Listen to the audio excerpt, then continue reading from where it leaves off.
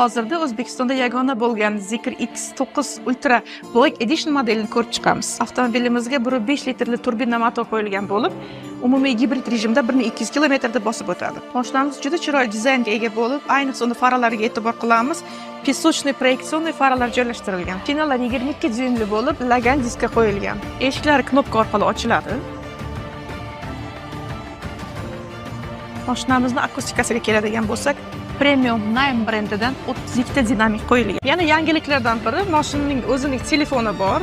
Ya'ni telefon ko'rinishida bo'lgan boshqaruv pulti. Ushbu pult orqali mashinadagi barcha sistemani boshqarishingiz mumkin bo'ladi. Avtomobilimiz tom qismiga keladigan bo'lsak, panoramli oynalar qo'yilgan.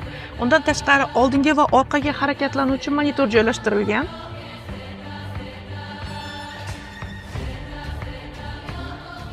Xuddi shunday yangi avtomobillardan tanishishni xohlasangiz, obuna bo'lib qo'yishni unutmang.